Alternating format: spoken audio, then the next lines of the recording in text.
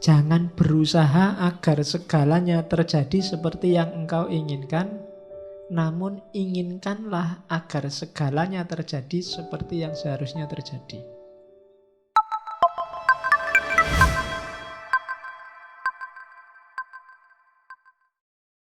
Bismillah, mari kita lanjutkan ngaji kita.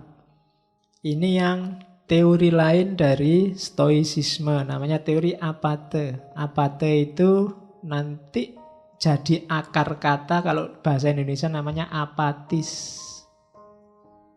Apatis itu kan kesannya, sudahlah, tidak usah mikir hasilnya, paling ya begitu kan, itu apatis. Cuma arti aslinya begini, apatis itu apa? Orang melakukan sesuatu tanpa mikir hasilnya. Yang penting lakukan aja sebaik-baiknya sesuatu itu. Mbo hasilnya apa nanti? Itu apa tuh? Gambarannya kayak orang manah. Orang manah yang ndak mikir panahku nanti hasilnya kayak gimana. Mikirnya gimana caraku manah paling baik. Nah, itu apa tuh? Aku ndak tahu besok IP ku bisa 4 apa ndak. Yang penting aku belajar sekuatku. Nah, itu apa tuh? Aku ndak ngerti ngaji filsafat ini aku paham apa enggak. Yang penting teko sak kuat-kuatku ngantuk tak tahan-tahan. Nah, itu apa tuh? Apatis. Jadi hidup itu rumusnya ini. Kita ndak bisa menguasai hasil tapi kita menguasai proses. Itu tadi yang saya bilang, kelompok Stoa ini banyak diadopsi nanti gagasannya oleh agama-agama baik Kristen maupun Islam. Kamu kan menyebutnya hari ini bau Asy'ariyahnya kan ada. Jadi kita menguasai usaha tapi tidak menguasai hasil. Itu namanya kalau di Stoa kiasannya kayak orang mana. Apakah panahnya nanti tepat sasaran atau enggak masalah. Yang penting kita sudah berusaha semaksimal mungkin. Seandainya enggak tepat, kita enggak menyesal. Yang penting kamu sudah belajar sekeras mungkin. Kalau hasilnya enggak maksimal, kamu enggak menyesal. Tapi kalau kamu enggak belajar sekeras mungkin, hasilnya kok enggak maksimal, kamu pasti menyesal. Karena, duh tadi mbok aku serius dikit. Kayak kamu nggarap tesis atau nggarap skripsi itu loh. Waduh ini sudah mepet waktunya. Udahlah yang penting ono tulisannya. Mungkin besok-besok kamu menyesal. Coba dulu aku nulisnya agak serius dikit. Ada menyesalnya. Maka katanya orang-orang Stoa, hidup itu perhatikan proses. Berikan semuanya. Kalau kamu punya 100%, berikan 100%. Jangan tanggung-tanggung. Kita kan sering apa-apa itu nanti kan bisa. Segini aja dulu besok lagi. Selalu begitu. Biasanya hasilnya nanti menyesal. Aduh coba tak kerjain kemarin. Sekarang ada tugas lagi. Double deh. Coba kemarin sudah selesai. Sekarang lebih enteng. Salahmu dewe. Ya kan? Aduh bolak-balik tugas. Nambah lagi. Yang kemarin aja belum nih. Padahal yang kemarin waktunya banyak. Karena kemarin kamu tidak ngasih 100%. Sekarang kamu dituntut 300%.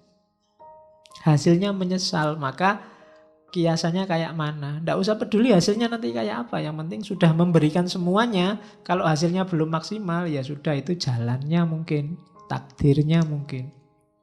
Nah itu kiasannya pemanah. Teorinya namanya apate. Di Indonesia konotasinya agak negatif, apatis. Apatis itu kalau di Indonesia kan, alah paling-paling begitu hasilnya kan gitu. Ya, tapi maksud awalnya tidak begitu.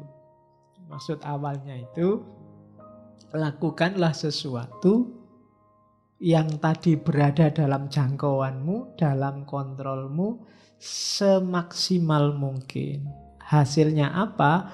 Wallahu a'lam. Kalau di agama kan Allah itu kan tidak menghisap hasilnya, tapi menghisap prosesnya. Sejauh mana usahamu mendekati dia, itu nanti yang dihisap. Sukses apa enggak, wallahu a'lam juga. Wong kita memang kuatnya, yang kita kuasai cuma proses. Minum ini kan usaha, semaksimal mungkin. Ya, jangan sambil ngomong, nanti keselet, itu namanya semaksimal mungkin. Kalau bisa minum, mungkin minum, tak tahan-tahan, nanti saja. Nah, nanti selesai ngaji menyesal. Coba tadi minum. Sekarang ndak habis deh minumannya. Jadi menyesal. Maka apa-apa itu maksimal. Yang minumnya belum habis dihabisin. Ya, daripada nanti ketendang. Oke, jadi baik buruk, menyesal tidak menyesal itu tergantung berapa persen usaha yang diberikan.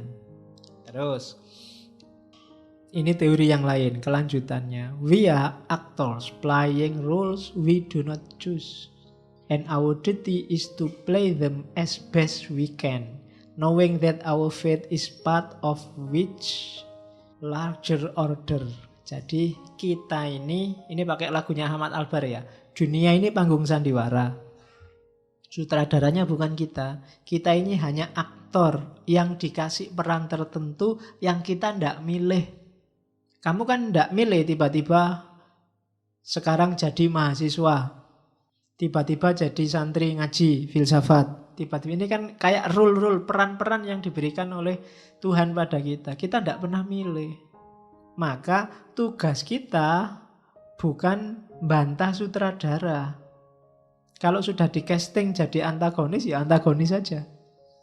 Jadilah antagonis sebaik-baiknya.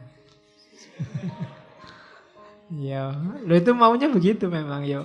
Antagonis terbaik itu ya maksudnya ya play them as best we can. Apa ya kamu di casting jadi antagonis kan begitu. Kenapa? Karena kita ini bagian kecil dari mesin besar. Kalau kita nggak main sebaik-baiknya, mesin besar ini akan kacau. Jadi santri, jadilah santri yang baik. Jadi guru, jadilah guru sebaik-baiknya. Jadi adik, jadilah adik sebaik-baiknya. Jadi kakak, jadilah kakak sebaik-baiknya. Maka mesin hidupmu akan bagus, normal, produktif. Jangan setengah-setengah. Jadi mahasiswa setengah-setengah. Jadi guru setengah-setengah. Jadi kakak juga setengah-setengah. Ya hasilnya tidak bagus. Mesinmu tidak akan muter dengan bagus. Kita itu bagian. Kalau kamu jadi kakak yang bagus, adikmu jadi adik yang bagus, ibumu ibu yang bagus, ayahmu ayah yang bagus, keluargamu jadi keluarga bagus, produktif. Pemimpinnya harus bagus, rakyatnya juga harus bagus. Tidak bisa salah satu. Yang penting kan kuncinya pemimpin. Loh, sebagus-bagusnya pemimpin, kalau rakyatnya kacau ya tetap kacau. Karena ini organisme besar.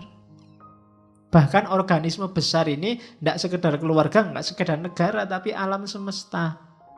Jangan dikira chaosnya Suriah itu ya Suriah saja. Imbasnya pasti ke Indonesia. Buktinya banyak Indonesia yang katut masuk ke sana. Jangan dikira gegerannya apa hari ini. Korea Utara sama Malaysia itu urusan mereka saja. Kalau benar terjadi perang, imbasnya pasti ke sini. Wong kita ini mesin besar kok. Israel sama Iran misalnya perang, terus dua-duanya mengeluarkan nuklir. Yang kiamat bukan cuma Israel sama Iran, ya sak dunya rusak kabeh. Karena kita organisme besar. Kalau kamu maki-maki orang misalnya, itu kan kamu tidak berperan yang bagus. Jangan dikira jeleknya kena kamu saja. Wong kamu itu bagian dari organisme besar. Keluargamu mungkin kena, kuwi anake sapa nek ngomong kaya ngono kuwi. Muridé sapa lho, gurunya kena. Candi kuwi, daerahmu kena. Iya kan? Jadi jangan dikira urusannya cuma sama dirimu. Kita ini sekrup kecil dalam organisme besar. Maka jalankan peranmu sebaik-baiknya. Nggak usah bahas casting. Aduh, castingku kok ndak enak ini jadi adik, penginku jadi kakak. Ternyata nggak punya adik, punyanya kakak, toh akhirnya jadi adik. Ya jadilah adik yang baik. Enak jadi dosen ya tinggal merentah-merentah, nugas-nugasin. Loh, dosennya dulu juga pernah jadi mahasiswa. Dulu, sekarang castingnya ganti. Maka castingmu sekarang baru jadi mahasiswa. Perankan sebaik-baiknya. Biar nanti sama sutradaranya kamu diganti casting yang enak. Kalau jadi mahasiswa nggak becus, ya casting selanjutnya kan ya logos tadi loh, ada logikanya, ada hukumnya.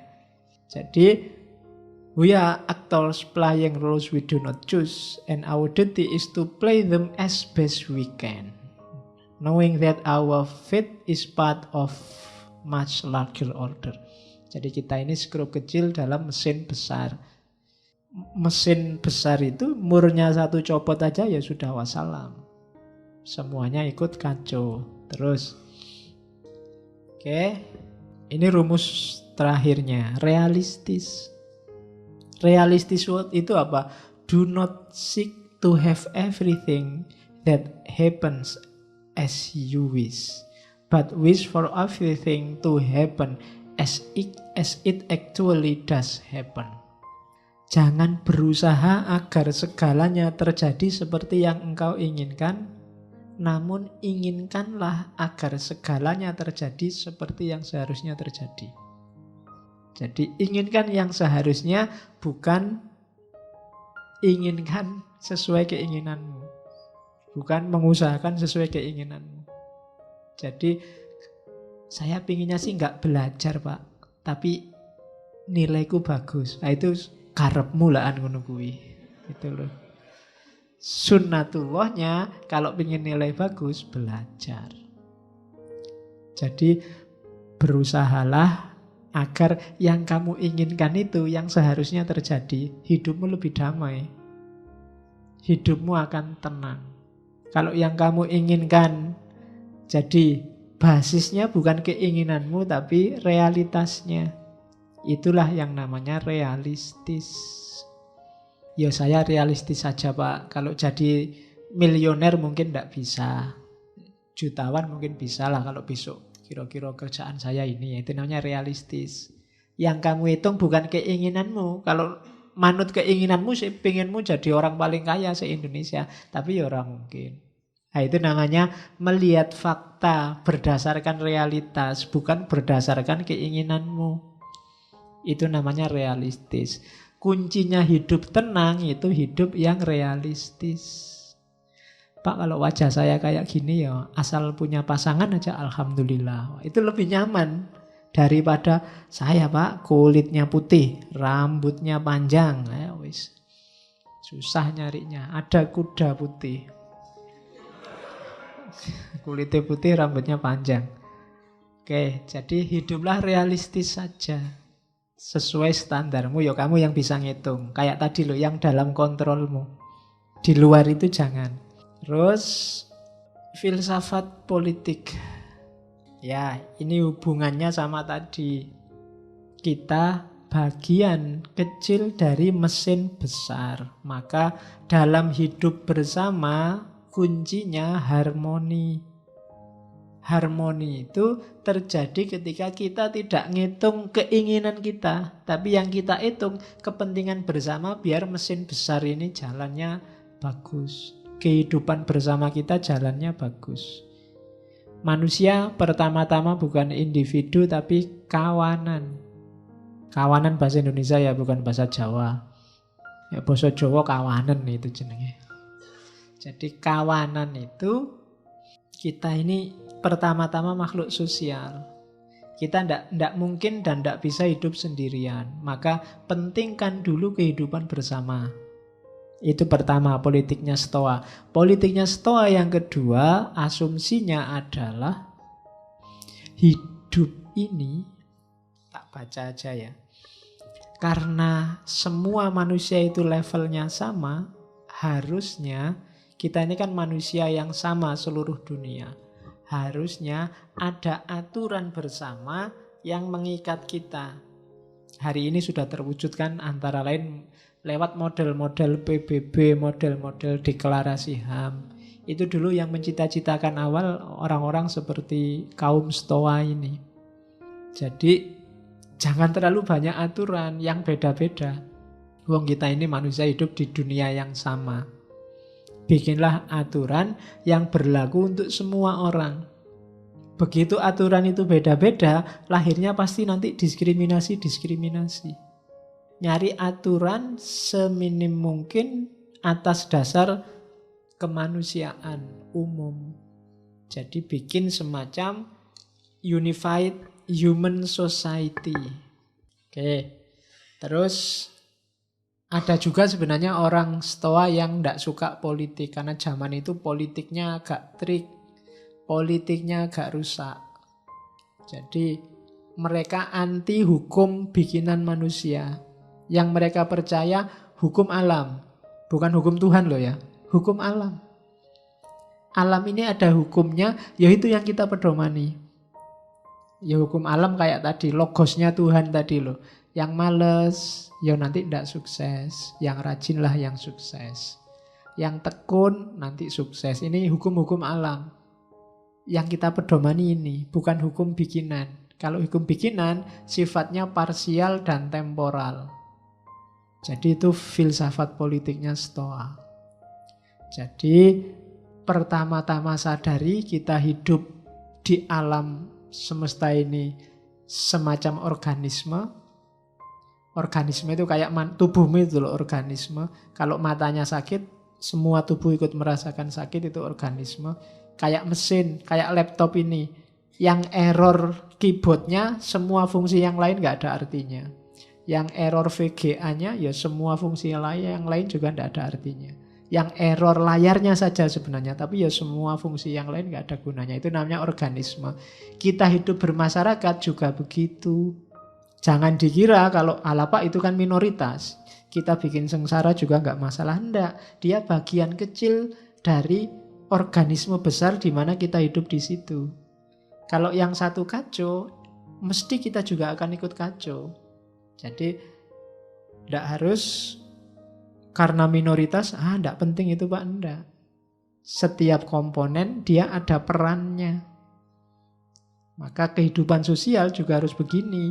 Kita utamakan kepentingan bersama, bukan keinginanmu sendiri. Nah, itu filsafat politiknya Stoa. Oke, kita temui satu-satu tokohnya. Yang tadi baru dasarnya. Ya masih panjang.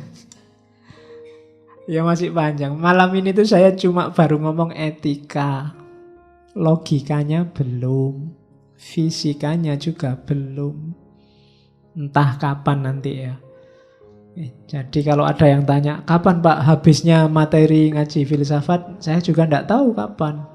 Oke, pokoknya sak kuat-kuatnya. Zeno, gagasan utamanya kita ulang lagi itu. Satu, yang sudah dijelasin nggak usah tak ulang.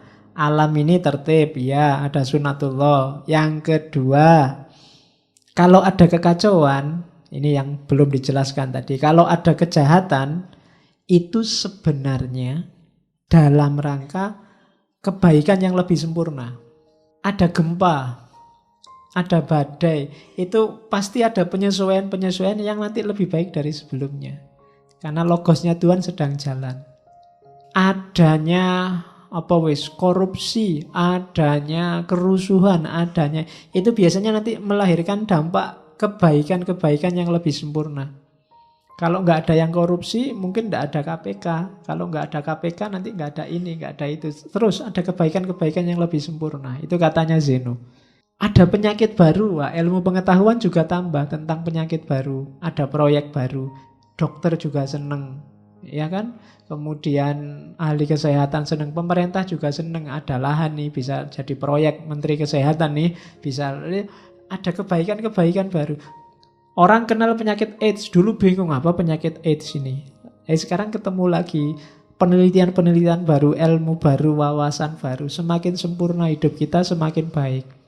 Jadi ketika kejahatan terjadi, itu ke arah kebaikan yang lebih sempurna pada akhirnya.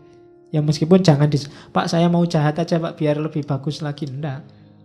Jadi ketika dia benar-benar terjadi, berarti memang dirancang oleh sutradaranya. Kayak film itu loh.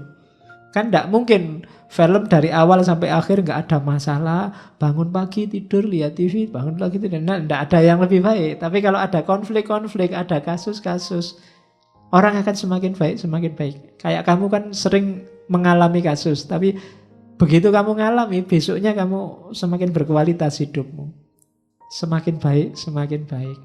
Habis diputus pacar kan semakin tangguh mentalmu, semakin ahli dalam, semakin gitu loh. Manfaatnya banyak, ya kan? Jadi Enggak, kalau ada chaos, ada kejahatan, itu nanti ujungnya pasti kesempurnaan yang lebih. Terus yang ketiga, ya kalau ini fatalisme tadi, segala sesuatu terjadi sudah ada garisnya. Yang keempat, manusia itu bebas. Cuma bebas bukan berarti manusia nggak ditakdirkan. Hanya saja satu-satunya makhluk yang bisa nawar itu manusia. Nawar takdirnya. Ada yang menerima takdirnya, ada yang memberontak takdirnya, katanya Zeno. Saya tidak terima Pak, masa sama Allah ditakdirkan jadi orang Indonesia. Itu berontak takdirnya. Sama Allah dilahirkan jadi orang kecil. Saya kan kecil beneran.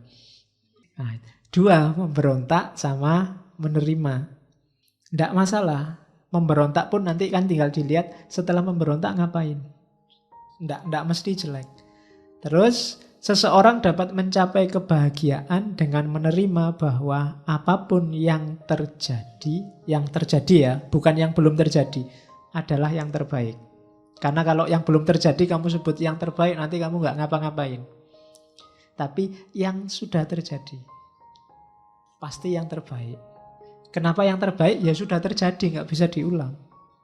Kalau kamu menganggap yang terjadi belum yang terbaik, mesti kamu terus kecewa. Kemudian mungkin takut. Kemudian mungkin gelisah. Ada hasilnya chaos lagi. Terimalah segala yang terjadi sebagai yang terbaik. Semester ini IP ku 1, sekian. Ya itu yang terbaik sudah. Alhamdulillah masih ada bobotnya 1. Harusnya 0 itu nggak pernah masuk. Nah kan itu sudah terbaik. Ya. Oke. Saya sudah umur hampir 30 ini Pak, belum dapat pasangan. Ah, itu yang terbaik. Ya. Oke, ya kamu nggak ngerti sih. Kalau kamu dapat pasangannya umur 17 dulu, kamu nggak akan nyampe sini sekarang. Nah, mungkin begitu. Jadi, ya itu yang terbaik. Pokoknya anggaplah semua yang terbaik. Itu Zeno.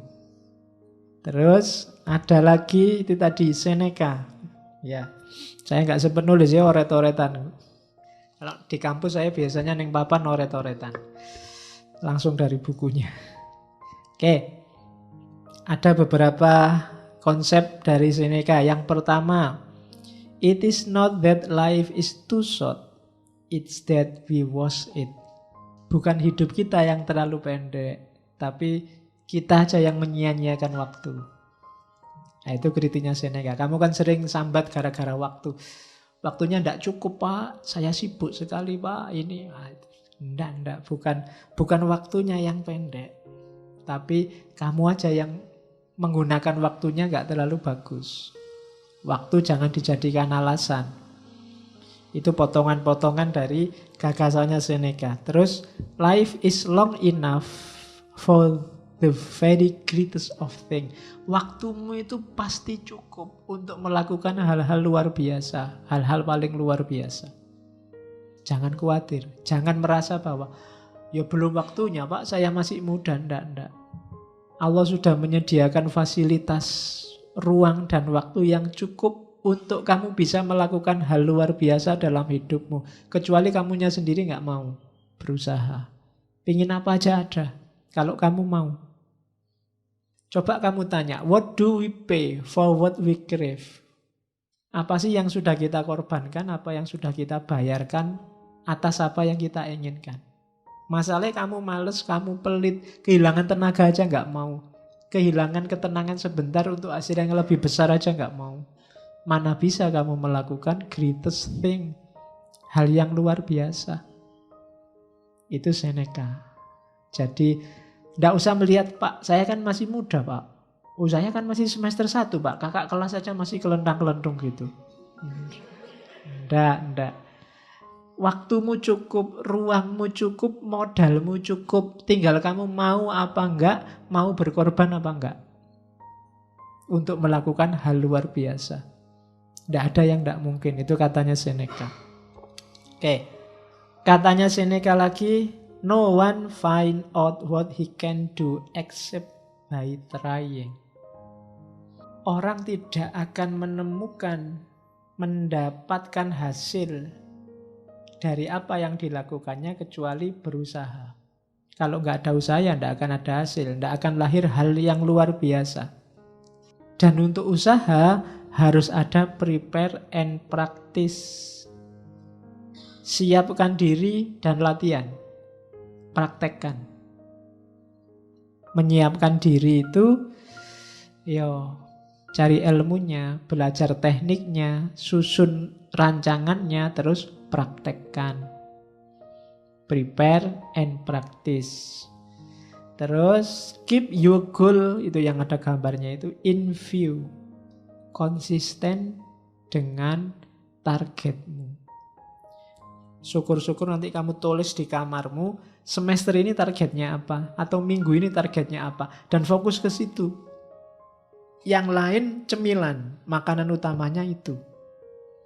Ya, ini logika cemilan sama makanan utama. Kemarin saya dengar ada kiai yang ceramah itu, besok kita di surga ketemu lagi sama istri kita waktu di bumi. Terus kita kan mikirnya, aduh, capek-capek ke surga, ketemu itu lagi.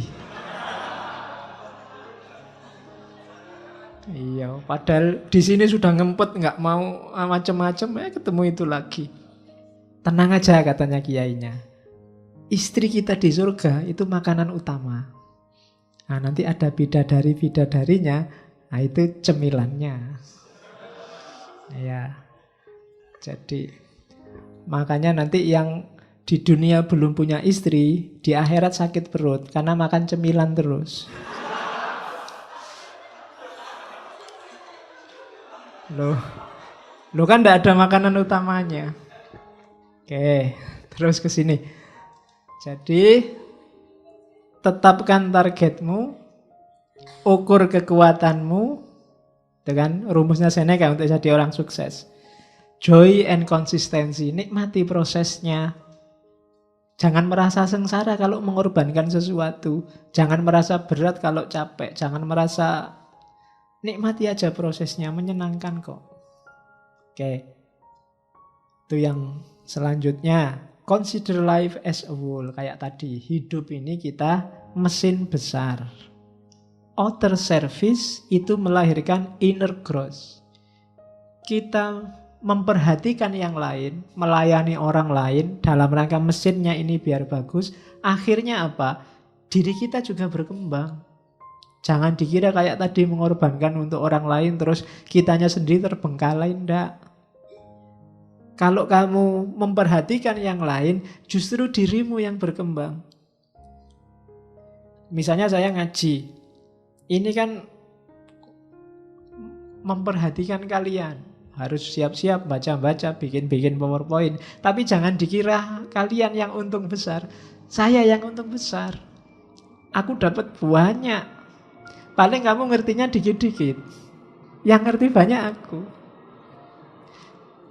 Kalau kamu bantu orang lain, jangan dikira yang untung orang yang kamu bantu. Ada inner growth di situ.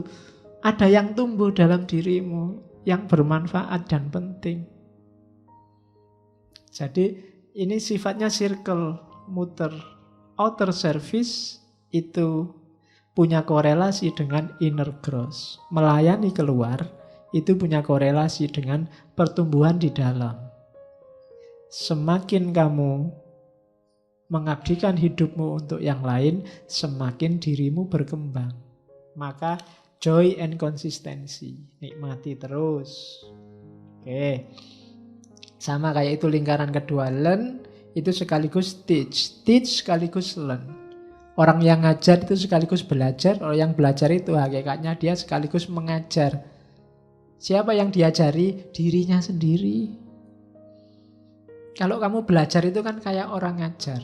Ngajari siapa? Dirimu sendiri. Kalau kamu ngajar, sebenarnya juga kayak orang belajar. Saya ngajari, sebenarnya juga saya belajar. Nah, itu teorinya Seneca. Oke.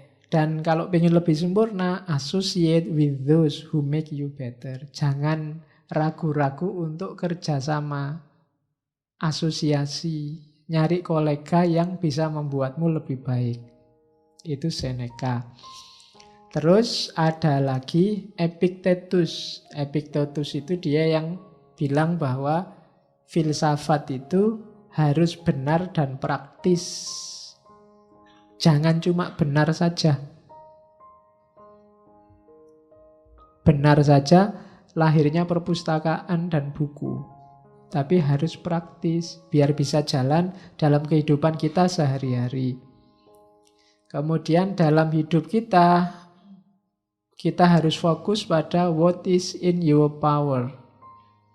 Kamu bisa apa, punya kekuatan apa, bisa mengontrol apa, baru lahirkan keinginan dari situ. Itu sudah kita jelaskan tadi teorinya. Jadi keinginan itu sesuai yang dalam kontrol, baik internal maupun eksternal. Terus opinion that is just an appearance and not a real thing. Direct your mind. Jadi kayak tadi ya, pikiran itu sifatnya bisa bebas karena dia tidak real, tidak nyata. Maka arahkan pikiranmu ke arah kenyataan. Itu ada perspektif melahirkan habit. Pikiran akan melahirkan kebiasaan. Maka pikirlah yang baik-baik, akan lahir kebiasaan yang baik. Meskipun pikiran itu bebas, ya jangan menyia-nyiakan pikiranmu untuk yang tidak penting. Karena dari pikiranlah lahir kebiasaan hidup kita. Kalau terbiasa berpikir jelek-jelek, ya lahir kebiasaan yang jelek. Sehingga Epictetus punya semboyan, death in unavoidable, life noble. Kematian itu tidak bisa dihindari, maka hiduplah dengan terhormat. Ya. Bukan hidup bahagia atau mati syahid, tapi ya hiduplah dengan terhormat. Karena apa? Karena kematian itu pasti. Karena kita pasti mati, tidak hidup terus. Maka hiduplah yang nyaman, yang harmonis, yang terhormat. Itu Epictetus. Kalau Marcus Aurelius, ya beberapa potongan dari tulisannya. Misalnya, you don't need to go to the mountain. You can, whenever you choose, read it into yourself. Kamu nggak harus capek-capek naik gunung untuk memahami alam semesta. Kapanpun kamu bisa kembali ke dalam dirimu sendiri. Man arofa nafsahu, arofa robbahu. Oke. Change is necessary. Perubahan itu niscaya, pasti. Tidak mungkin dunia ini nggak berubah. Pasti berubah. Desire fame, yang atas itu. Pingin terkenal, remember how small your place is and how quickly everything is forgotten. Ya ndak apa-apa sih kamu pengen terkenal, cuma ingatlah betapa lingkunganmu itu ndak besar, cuma kecil, dan betapa cepatnya orang itu melupakan sesuatu. Jadi kalau kamu mengejar keterkenalan, akhirnya kamu akan kecewa. Karena kenapa lingkunganmu kecil? Sak terkenalmu, ya yang kenal hanya orang sejangkau lingkunganmu. Sak terkenalnya artis Indonesia, ya terkenalnya ya ning Indonesia. Luar negeri beberapa yang kenal. Donald Trump, ya terkenal di lingkungan yang pernah tersentuh oleh Donald Trump. Orang Irian Jaya pedalaman nggak ngerti opo itu Donald Trump, jajan apa itu. Ya kan? Misalnya Donald Trump tersesat di pedalaman Afrika gitu ya, orang Afrika nggak ngerti bahwa dia orang penting, ya dianggap orang biasa kan gitu aja. Jadi kalau kamu mengandalkan keterkenalan, siap-siaplah kecewa. Ini sudah siap-siap ini, orang kota, mahasiswa Jogja pulang kampung, nggak ada yang kenal, nggak ada yang menghargai sama sekali. Gimana orang-orang ini? Ya karena andalanmu fame, fame itu ndak bikin kecewa. Dan how quickly everything is forgotten. Bahkan yang kenal dirimu pun ya di titik tertentu bahkan lebih sering lupanya daripada ingatnya. Mereka punya hidup sendiri-sendiri. Emangnya terus yang mengidolakanmu 24 jam mikir dirimu? Ndak. Katanya siapa? Kamu ketemu saya ya nek pas ono aku Pak Faiz salaman cium tangan, habis itu ya mikir urusanmu sendiri, emangnya mikir aku terus kan ndak. Ketemu artis ya pas ketemu artis itu kamu wow salaman, pulang ya mikir urusanmu lagi, emangnya artisnya mbok pikir terus. Itulah fame, jangan ketipu oleh fame. Apalagi cuma jempol di Facebook. Ya. Wah, yang like banyak sekali, terkenal berarti aku. Kamu bisa ketipu kalau kayak gitu. Wong ada yang like-nya itu otomatis. Pokoknya temen posting ya like gitu aja. Kadang nggak ngerti isinya. Kadang bapaknya sedang sakit minta doanya dijempoli. Alhamdulillah bapakmu sakit. Oke, kan begitu kadang-kadang. Terus renew your spirit. Perbarui semangatmu. Obstacle are fuel if the fire is strong. Semakin kuat niat, semakin kuat halangan. Biasanya begitu. Itu teorinya Marcus Aurelius. Be careful about your mental habit. Hati-hati dengan kebiasaan mentalmu. Coretlah yang emosi, gunakan reason. Be flexible, adapt. Fleksibel lah, beradaptasi. Karena situasi lingkungan itu berubah-ubah terus.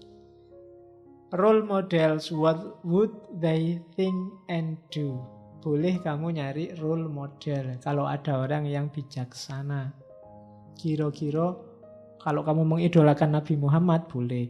Kira-kira kalau ada kasus gini, Nabi Muhammad kayak gimana ya responnya? Dia senyum apa ngamuk, apa ngepruk-ngepruk, apa. Nah itu role model, boleh idolamu. Pak Yaiku kalau ada kasus gini gimana ya, boleh. Itu shortcut untuk lebih mudah ketemu solusi. Terus ya, ada yang dikurungi itu very little is necessary for a happy life. Justru kamu menemukan hidup yang bahagia dalam kemampuanmu membatasi keinginan, membatasi cita-cita, membatasi hasrat. Nyari dikit-dikit aja. Ketika nyarimu banyak, biasanya kamu akan kecewa. Semakin macam-macam dan banyak keinginanmu, semakin jauh kamu dari kebahagiaan. Itu Marcus. Oke. Everything we hear is an opinion, not a fact. Everything we see is a perspective, not the truth. Ini penting menurut saya untuk kehidupan kita hari ini yang diserbu habis-habisan oleh informasi yang tidak jelas. Apapun itu isinya berita yang nyampe padamu, yang kamu dengarkan, itu sifatnya sudah opini, bukan fakta. Ada orang cerita pak, bla bla bla bla. Itu sudah opini orang yang cerita. Sudah bukan faktanya. Everything we see is a perspective, not the truth. Apapun yang kamu lihat, itu sudah perspektif, sudut pandang. Paling tidak sudut pandangmu. Bukan kebenaran. Kalau kamu pro itu, yang kamu lihat jadinya baik. Tapi kalau kamu anti itu, yang kamu lihat jelek. Jutaan orang demo di Jakarta. Itu yang pro demo sama yang anti demo, lihat gambar yang sama, tapi kesimpulannya beda. Maka everything we see is a perspective, not the truth. Bukan kebenarannya. Itu sudah kebenaran menurut dia yang lihat. Apa yang kamu dengar juga begitu. Itu sudah opini menurut yang ngasih tahu sehingga kamu dengarkan. Jadi everything we hear is an opinion, not a fact. Everything we see is a perspective, not the truth. Terus katanya Epictetus, the essence of philosophy is that we should live so that our happiness depend as little as possible on external causes. Semua kajian filsafat, renungan filsafat itu sebenarnya esensinya adalah bagaimana caranya kebahagiaan kita tidak lagi banyak bergantung pada hal-hal lain di luar diri kita. Jadi katanya Epictetus, kita belajar filsafat itu intinya satu, kita merasa bahagia dengan kondisi kita, situasi kita hari ini. Tanpa harus memimpikan yang di luar jangkauan kita, sebab-sebab dari luar diri kita. Semakin dalam filsafatmu, harusnya kamu semakin bahagia dan semakin mandiri. Harusnya. Karena esensinya filsafat ada di situ. Ketidaktergantunganmu pada orang lain, pada hal-hal lain di luar dirimu. Kamu puas saja dengan kondisimu saat ini, gak menuntut apa-apa. Itu berarti ilmumu sudah dalam. Katanya Epictetus, wawasanmu sudah luas. Kamu ngerti yang esensial dalam hidupmu, yang inti. Ini sering disampaikan penceramah, makanya tak kutipkan di sini. If you hear that someone is speaking ill of you, ini Epictetus juga.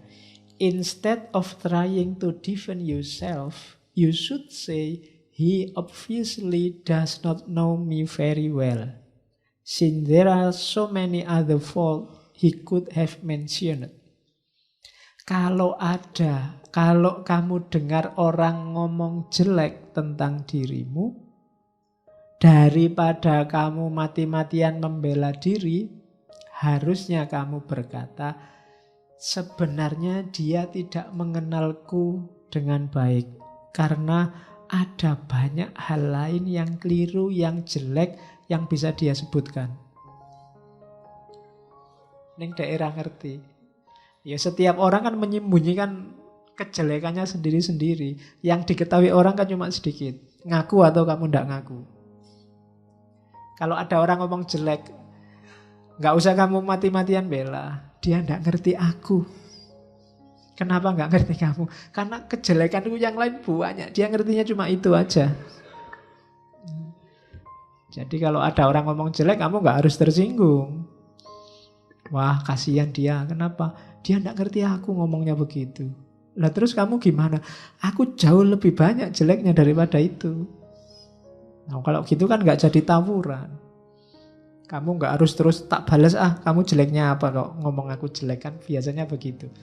Tapi katanya Epictetus, enggak. Kalau ada orang ngomong jelek tentang dirimu, ingatlah bahwa kejelekanmu jauh lebih banyak daripada yang dia omongkan. Cuma dia nggak ngerti aja. Siapapun orangnya. Nah, itu maunya Epictetus. Ya, ini banyak terjadi. It is impossible for a man to learn what he think he already know. Tidak mungkin orang bisa belajar sesuatu yang dia merasa sudah tahu. Ini menurut saya rumus. Kamu tidak usah capek-capek debat dengan orang yang sudah merasa yakin dirinya benar. Tidak usah capek-capek adu nasihat dengan orang yang merasa sudah ngerti. Nggak usah capek-capek ngajari orang yang merasa dia sudah tahu. Buang-buang energi. Itu kalimatnya Epictetus. It is impossible for a man to learn. Dia tidak akan bisa diisi lagi. Dia sudah penuh. What he think he already knows. Kalau orangnya sudah merasa dia tahu, sudah merasa dia benar, nggak usah menghabiskan energi. Tinggal kamu, ya wis, pendapatmu begitu, pendapatku begini, selesai. Karena kalau tidak, yang terjadi kayak orang sholat tadi yang batal semua.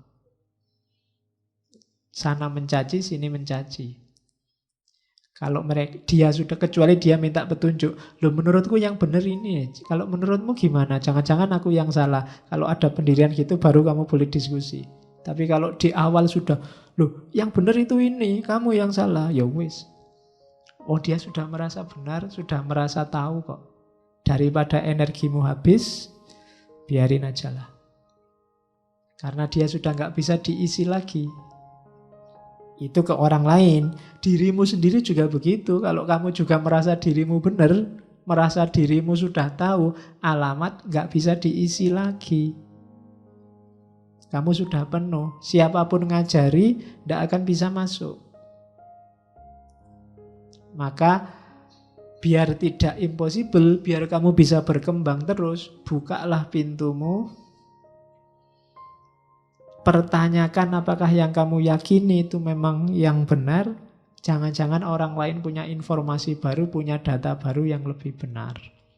Itu baru kamu bisa berkembang. Kalau enggak, ya sudah.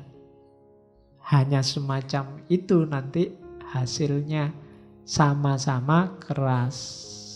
Sama-sama kaku, enggak bisa diisi. Akhirnya batal semua. Oke. Sudah ya, itu terakhir. Make the best use of what is in your power and take the rest as it happen. Apapun yang sedang kamu kerjakan, lakukan yang terbaik. Tidak usah mikir hasilnya, karena kalau kamu lakukan yang terbaik juga yang akan terjadi. Oke, saya kira itu ya. Sebenarnya kalimat-kalimat mutiara, kalimat-kalimat bagus dari kelompok Stoa ini banyak. Ribuan. Ada buku yang judulnya 1000 kata mutiara dari Stoa. Dan isinya bagus-bagus.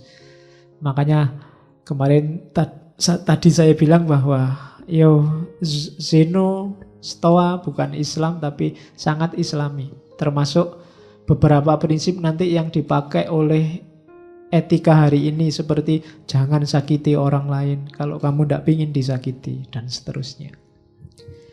Saya ambil yang tidak terlalu populer beberapa tadi untuk ngaji kita malam ini. Bagi yang tertarik silahkan dijelajahi sendiri.